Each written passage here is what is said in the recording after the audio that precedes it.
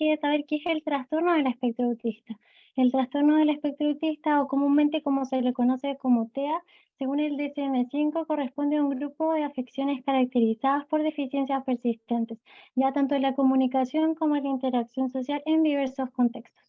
Además, se presentan dificultades o patrones restrictivos o repetitivos de comportamiento. Su prevalencia en Chile, según el MinSal, es de 1 cada 88 niños, y esto sigue en aumento. Bueno, el bienestar emocional en los niños con TEA se encuentra disminuido en comparación con otros niños normotípicos. Ya esto podría deberse a sus dificultades emocionales y dificultades de comunicación e interacción social que presentan. Ya DeSerno en 2017 observó que a pesar de que existían dificultades sociales, que los niños se expongan a ciertas actividades sociales podría ser un factor de éxito para su bienestar. Y bueno, NISAR el 2020 observa que existe una relación entre la práctica de yoga y el bienestar. Y esto podría ser porque en la práctica de yoga se fomentan la conciencia corporal y la interpretación de sus propias sensaciones. TEA en el 2018 observa que existe una relación entre la práctica de yoga, el mindfulness y el bienestar. Para poder entender también un poquito, los niños con TEA presentan casi un 70%, algunos presentan una comorbilidad o algún trastorno de salud mental asociado. Ya los más comunes serían ansiedad o depresión. Y esto puede deberse a diferentes dificultades, ya tanto en su vida social como en la capacidad para poder establecer relaciones nuevas y poder mantenerlas en el tiempo. Y esta reciprocidad socioemocional que no siempre se da, ¿ya? Generalmente esto generaría mucho mayor ansiedad y mucho más estrés. Voy a buscar el tema. Últimamente se han utilizado intervenciones basadas en mindfulness ya para mejorar esto. Bueno, hay algunos estudios internacionales que han aplicado programas de yoga en niños con trastorno del espectro autista. Y aunque no son muchos, hoy día rescaté algunos para que podamos conversar un poco sobre esto. Ya han encontrado mejoras e impactos significativos en esto. Por ejemplo, Radhakrishna en el 2010 observó después de haber aplicado un programa piloto de yoga durante un año que mejoraba la imitación, potenciaba las habilidades no verbales, su interacción social, habilidades verbales y comportamientos, ¿ya? Cohen en el 2012 observa que después de la aplicación del programa generaba mucho mejor y los niños tenían mucho mejor comportamiento posterior a estos programas. Soto del 2017 observa que existe un aumento y mejora en el procesamiento sensorial, como también en sus habilidades sociales, comunicativas y mejora también en sus habilidades conductuales. Lichke el 2018 observa que se potencia el estado de atención, sienten mejor ánimo y tienen mayor capacidad de expresión de sus propias necesidades, ¿ya? Y esta capacidad de liderazgo. Cao el 2019 observa que bueno, existe un aumento de la motricidad gruesa y existe una disminución de los errores de imitación y praxis. Y bueno, Tangsel el 2021 observa que se mejoran las funciones ejecutivas como autocontrol, monitorización de tareas, planificación, entre otras. Y en segundo lugar, también se mejora mucho la conciencia emocional, disminución de la ansiedad y potencia y mejora el sueño. Bueno, entonces podemos decir que el yoga en niños con TEA es muy útil para la autorregulación de estos niños, porque no solo en las clases de yoga no solo se aplican juegos o posturas de yoga, sino que también existe un momento para practicar ejercicios de respiración y de relajación, los que podrían ocuparse como herramientas y los podrían ocupar como herramientas de autorregulación fuera del contexto de clases, generalizándolo mucho más rápido en otros contextos como en sus casas o en otros lugares. También existe un desarrollo de habilidades sociales porque las clases de yoga no solo se hacen con un solo niño, sino que se hacen con varios niños y por lo que potenciaría su desarrollo de habilidades emocionales positivas. También se ha demostrado que son herramientas esenciales para los niños con TEA porque la práctica de yoga emplea patrones y entornos muy estructurados y predecibles.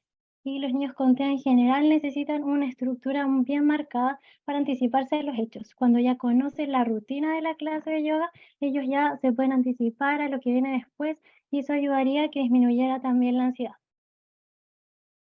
En cuanto a los programas de mindfulness en niños con TEA que se han aplicado en estudios internacionales, también se han visto mejores e impactos significativos.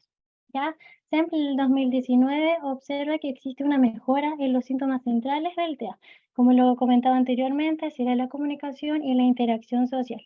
Y también se reducen los comportamientos agresivos, repetitivos y autolesivos. NICE el 2014 observa que existe una mejora en la atención y también una disminución de las conductas disruptivas de los niños. Y bueno, Laxman el 2022 observa que después de que los niños le aplicaran los programas de mindfulness, los niños se sentían mucho más tranquilos y mucho más relajados, posterior a la intervención.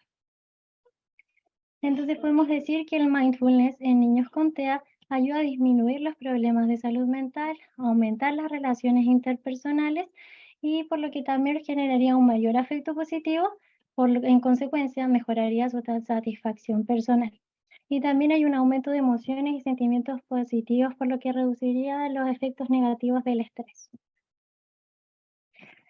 Bueno, ambas prácticas en niños con TEA no se han aplicado tantos estudios con ambas prácticas, de hecho son muy poquitos, pero ambas prácticas se potencian. Y bueno, Bostic dice que el yoga más el mindfulness se potencian mucho porque una práctica física adicional al mindfulness facilitaría mucho más la atención plena y mejoraría la psicofisiología. Ya, también existe una eficacia en el problema de en los problemas de salud mental que son comúnmente comórbidos, como lo comentaba anteriormente, la ansiedad, el estrés y la depresión. Y también mejoraría la salud física y emocional y mental, por lo que aumentaría el bienestar en general de los niños. Bueno, para mi tesis de magíster yo apliqué un programa piloto de yoga mindfulness a estudiantes con TEA. Y hoy día les quiero contar sobre cómo fue la intervención y cuáles fueron los resultados, tanto cuantitativos como cualitativos. En cuanto a los objetivos, fue evaluar el efecto de un programa virtual de yoga mindfulness sobre el bienestar emocional y la atención plena en escolares con TEA. Como segundo objetivo igual de importante fue identificar los beneficios percibidos tanto por los cuidadores como por los participantes posterior a este programa. En cuanto a diseño, se aplicó un diseño mixto, cuantitativo y cualitativo, pero predominantemente cuantitativo. Fue un tipo experimental con un grupo control y con una media pre y post prueba. ¿Ya? La gracia de esto que fue un grupo control activo, que también se le aplicó una intervención, pero una intervención relacionada al área fonobiológica como un taller de habilidades sociales, pero que no tenían ejercicios ni de yoga ni de mindfulness para comparar ambos grupos. Una investigadora externa aplicó los cuestionarios de manera online para una semana antes de la intervención y una semana posterior a esta intervención. Bueno, mi muestra fue estudiantes con TEA que tuvieran un rango etario entre 8 a 12 años de las comunas del Gran Concepción. Y las agrupaciones de los papás y cuidadores de niños con TEA me ayudaron a difundir la información para poder recolectar a mi muestra. También al principio fueron 24 estudiantes, pero por ciertas razones después solo en el análisis quedaron 16. En el grupo experimental quedaron 8 y en el grupo control también quedaron 8. Porque uno de los grandes criterios era que por lo menos participaran de 5 de las 8 sesiones que estaban programadas. Bueno, en cuanto a la intervención del programa y cómo se intervino y cómo fue, este estuvo adaptado a la población de estudiantes con trastorno del espectro autista. Se realizó una vez a la semana durante 8 semanas en un periodo de 2 meses. La duración de la clase era 45 minutos aproximadamente y se realizó de manera virtual a través de la plataforma Google Meet. Como lo comenté anteriormente, el grupo analizado fue de 8 niños aproximadamente. Y bueno, en la sesión estuvo dividida en dos grandes momentos. El primer momento era el del movimiento, donde se hacían ejercicios de posturas de yoga, canciones, salud al sol y todo lo que tenga que ver con ejercicio físico, para potenciar la flexibilidad, el equilibrio, la fuerza.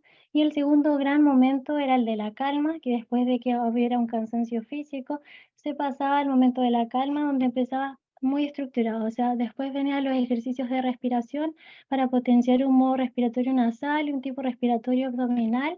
Después venían los ejercicios de relajación que ayudaban a la calma y después venían los ejercicios de mindfulness o atención plena, donde se llegaba a la atención plena a través de la exploración de todos sus sentidos. También cabe destacar que el yoga para niños es diferente al yoga para adultos. El yoga para niños está hecho para los niños, o sea, la clase en sí es un juego. Se buscan actividades muy entretenidas de su interés para que sea de interés y de agrado al niño. Y bueno, se generalice de una forma más rápida. En cuanto a los resultados cuantitativos, bueno, se midieron dos variables que fue el bienestar emocional y la atención plena. Y en el bienestar emocional se encontraron cambios significativos, ¿ya? Los resultados del grupo experimental en relación a las medidas pre-intervención y después post-intervención del programa Yoga Mindfulness observaron que los niños posterior a la aplicación se sentían menos furiosos, menos tristes, menos molestos, menos nerviosos, menos culpables, por lo que disminuía el afecto negativo y aumentaba el bienestar emocional y se sentían mucho más cómodos, por lo que aumentaba el afecto positivo y aumentaba el bienestar emocional. En relación a la comparación de ambos grupos, midiendo el tamaño del efecto de las medias de ambos grupos, se pudo observar que existieron ciertas categorías que también se vieron con cambios significativos.